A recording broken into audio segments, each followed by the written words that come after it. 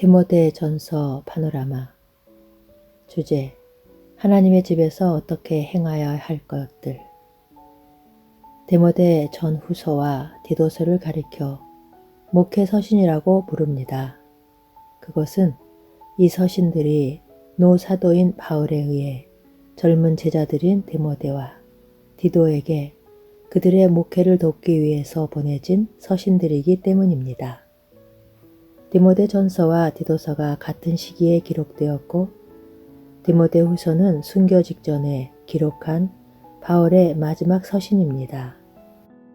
이런 맥락에서 디모데 전서는 목회 서신적인 성격이 현저한 반면, 후서는 자신의 사역을 결산하면서 사랑하는 제자에게 마지막으로 당부하는 유언과 같은 말씀입니다.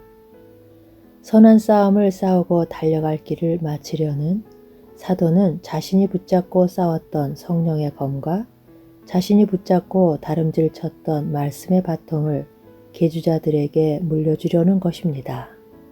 바울은 디모데 전서의 기록 목적을 내가 속히 내게 가기를 바라나 이것을 내게 쓰는 것은 만일 내가 지체하면 너로 하나님의 집에서 어떻게 행하여 할 것을 알게 하려 함이니 이 집은 살아계신 하나님의 교회요 진리의 기둥과 터이니라 하고 말씀합니다.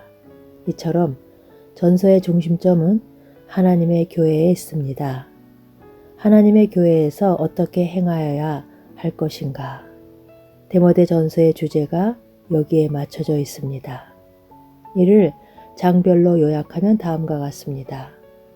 1장의 열쇠는 너를 지도한 예언을 따라 그것으로 선한 싸움을 싸우라 는 데 있습니다.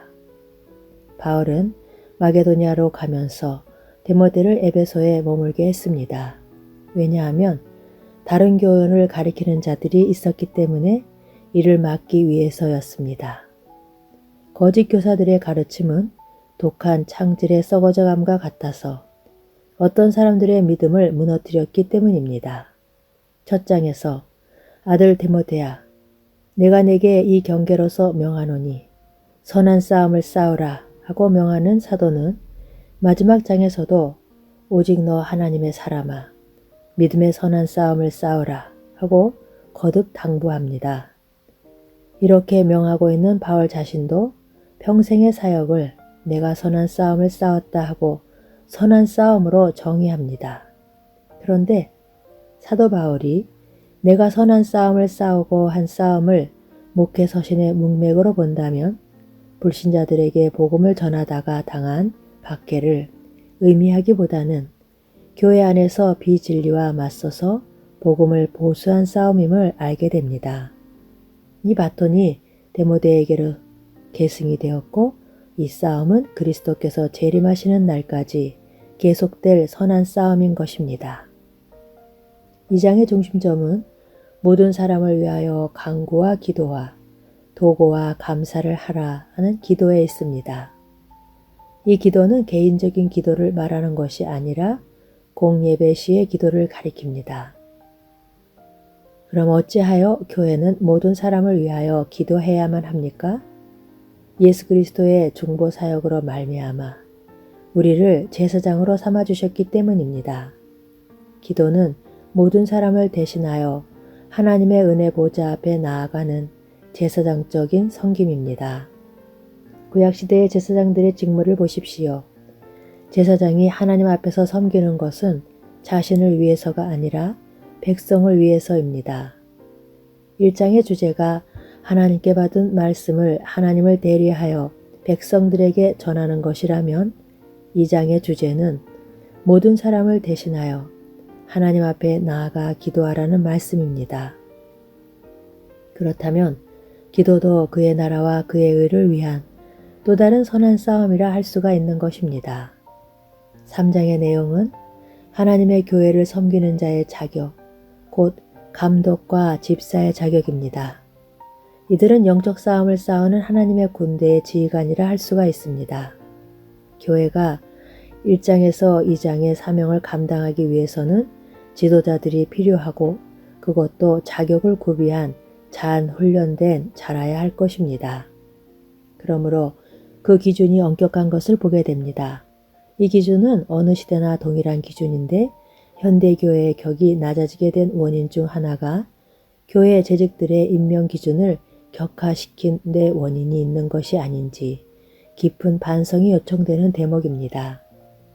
4장에는 미혹해 하는 영과 성령이 등장합니다. 영적 싸움은 성령과 악령 간의 싸움입니다. 성령과 악령은 각기 사람을 매개체로 하여 싸운다는 점입니다. 그리고 무기는 말씀이요, 방법은 가르침을 통해서 전개됩니다. 그래서 바울은 디모데에게 네가 이것들을 명하고 가르치라. 가르치는 것에 창념하라. 가르침을 삼가 이 일을 계속하라 하고 독려합니다. 영적 싸움은 성령과 악령 간의 싸움이요, 말씀의 싸움이요, 가르침의 싸움임을 명심해야만 합니다. 5장의 내용은 교회 내의 다양한 계층을 어떻게 돌볼 것인가에 대한 교훈입니다. 열쇠는 아비에게 하듯, 형제에게 하듯, 어미에게 하듯, 자매에게 하듯 하라는 데 있습니다. 그러니까 교회를 가족처럼 섬기라는 말씀입니다. 하나님께서는 나라를 건설하실 때에 먼저 아담 한 사람을 지으셨습니다. 그런 후에 배필을 지어주심으로 가정을 이루게 하시고 나라로 확장해 나가셨던 것입니다. 그러므로 성도 개개인과 가정과 교회는 불가분의 관계입니다. 건강한 가정들이 모여 건전한 교회가 되는 것입니다. 그래서 아비에게 하듯, 형제에게 하듯, 어미에게 하듯, 자매에게 하듯, 즉 가족에게 하듯 하라는 것입니다. 그런데 오늘날은 가정들이 공격의 대상이 되어 파괴당하고 있습니다. 이는 교회의 위협이 아닐 수가 없습니다. 왜 교회를 가족처럼 섬겨야만 하는가? 화목하기 위해서입니다. 하나 되기 위해서입니다. 결국 영적 전쟁에서 승리하기 위해서입니다. 6장은 결론적인 말씀입니다. 목회 서신의 가장 중요한 기록 목적 중 하나인 다른 교훈, 즉 이단에 대해 다시 한번 경계를 하면서 믿음의 선한 싸움을 싸우라 하고 격려합니다. 그리고 오직 너 하나님의 사람아 하고 부르면서 피하고 쫓아야 할 것을 말씀합니다. 그러면서 우리 주 예수 그리스도 나타나실 때까지 이 명령을 지키라 명함으로 목회 서신이 디모데를 뛰어넘어 주님의 재림하실 때까지 세움을 받을 모든 목회자들에게 적용이 되고 있는 것입니다. 목회 서신에는 명령하는 말이 10번 정도 등장합니다. 바울 자신도 다른 서신과는 달리 서두에서 그리스도 예수의 명령을 따라 그리스도 예수의 사도가 되었다고 말씀합니다.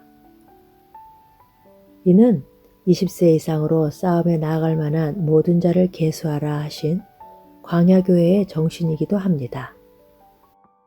하나님께서는 유월절 양의 피로 구속하여 내신 이스라엘 백성들을 내 백성이라고만 하신 것이 아니라 여호와의 군대라고 말씀하셨습니다. 곧 그들이 여호와의 명을 쫓아 진을 치며 여호와의 명을 쫓아 진행하고 또 모세로 전하신 여호와의 명을 따라 여호와의 직임을 지켰더라 하고 말씀합니다.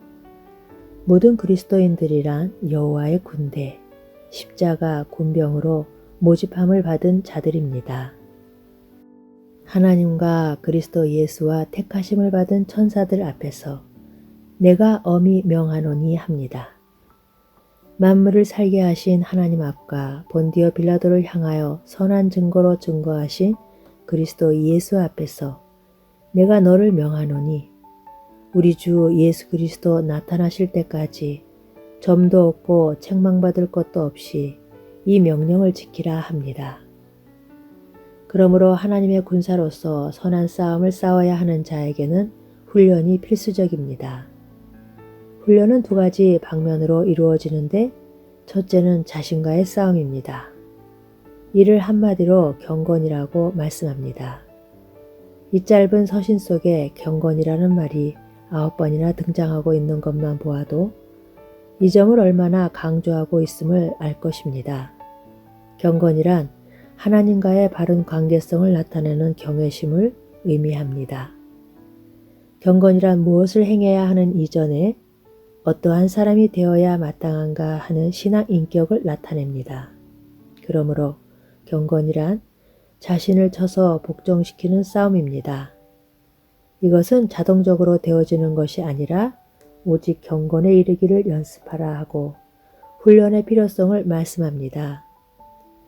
만일 목회자가 자신과의 싸움, 즉 경건 생활에 실패한다면 하나님의 교회를 섬길 수는 없는 것입니다. 둘째는 대적과의 싸움입니다. 우리의 대적은 누구인가? 바울은 디모데 전후서 모두에서 마귀의 올무에 빠질까, 마귀의 올무에서 벗어나 하고 마귀를 언급합니다. 우리의 대적은 사탄입니다. 목회란 하나님의 백성들을 마귀의 올무에서 벗어나서 마귀의 올무에 빠지지 않게 돌보는 일이라 말할 수가 있습니다. 그렇다면 이를 위한 영적 싸움의 무기는 무엇인가? 의외라고 여길지 모르겠습니다만 영적 전쟁이란 말씀의 전쟁입니다. 영적 전쟁을 영의 전쟁이라고 말한다면 이 일을 제기할 분은 없을 것입니다. 그런데 그 성령께서 말씀을 통하여 역사하신다는 것은 간과하기 쉬운 점입니다. 그러므로 영적 전쟁은 가르침의 전쟁이라 할 수가 있습니다. 첫 말씀이 너를 권하여 에베소에 머물라 한 것은 어떤 사람들을 명하여 다른 교훈을 가르치지 못하게 하기 위해서라고 말씀합니다. 어떤 사람들이 믿음에서 떠나 미혹해하는 영과 귀신의 가르침을 쫓으라 하고 경계합니다. 누구든지 다른 교훈을 하며 바른 말, 곧 우리 주 예수 그리스도의 말씀과 경건에 관한 교훈에 창념치 아니하면 다른 교훈에 빠지게 될 것을 경고합니다. 이단의 미혹에 넘어가지 않기 위한 비결은 가르치는 일입니다. 가르친다는 것이 얼마나 중요한지요. 내가 이것들을 명하고 가르치라 하십니다. 내가 이를 때까지 읽는 것과 권하는 것과 가르치는 것에 창념하라 하십니다. 내가 내 자신과 가르침을 삼가 이 일을 계속하라. 이것을 행함으로 내 자신과 내게 듣는 자를 구원하리라 하고 말씀합니다. 사단은 첫째로 예수 그리스도를 믿지 못하도록 방해를 합니다. 이는 구원을 얻지 못하게 하려는 회방입니다. 그런데 이에 실패하여 예수를 믿게 되면 둘째로 배우지 못하게 합니다. 그리하여 배우지 못한 무지한 자, 무기력한 자, 무장하지 못한 자, 그리하여 있으나 마나한 자가 되도록 하려는 것입니다. 믿음은 들음에서 난다고 말씀했는데 바른 믿음만 그런 것은 아닙니다. 심령을 죽이는 독한 창질의 썩어져감과 같은 이단의 믿음도 들음에서 나는 것입니다. 하나님께서는 내가 먹는 날에는 정령 죽으리라 말씀하셨는데 사탄은 내가 결코 죽지 아니하리라 하고 말했던 것입니다. 하와는 그 말을 듣지 말았어야 했습니다. 그래서 바울은 하나님의 말씀을 성령의 검이라고 표현했던 것입니다. 이를 알았기에 바울은 잘 다스리는 장로들을 배나 존경할 자로되 말씀과 가르침에 수고하는 이들을 더할 것이니라 하고 말씀합니다. 그런 뜻에서 가르치기를 게을리하는 목회자는 양의 무리를 무장해제시키는 것과 같고 반면 배우기를 게을리하는 신자는 사탄의 포로가 되기로 자청하는 것과 같다 하겠습니다. 이를 효과적으로 수행하기 위해서 하나님의 교회에는 가르치는 일과 다스리는 일을 잘하는 감독을 세워야 하며 목회자가 기도하는 것과 말씀 전하는 것을 전무하도록 재정과 행정을 관리할 집사를 세워야 하는 것을 말씀합니다. 디모데 전서의 중심점은 2장 5절에서 7절입니다. 바울은 어떻게 행하여야 할 것, 즉 실천적인 방법만을 말씀하고 있는 것이 아닙니다.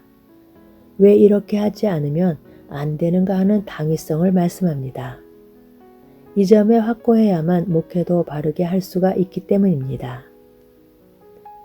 하나님은 한 분이시요 또 하나님의 사람 사이의 중보도 한 분이시니 곧 사람이신 그리스도 예수라 하고 그리스도가 유일하신 중보자임을 말씀합니다.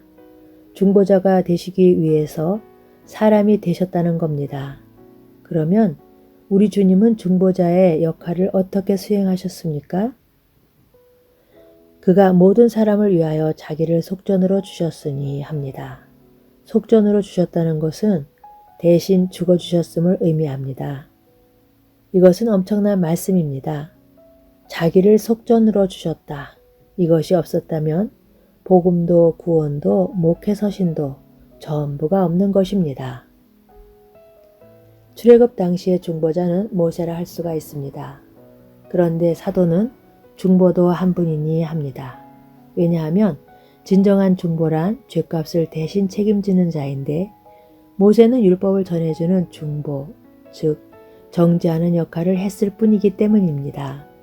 다시 말하면 구약의 성도들도 한 분, 그리스도의 중보를 통해서 하나님께 나아가고 화목하고 구원을 얻었다는 말씀입니다.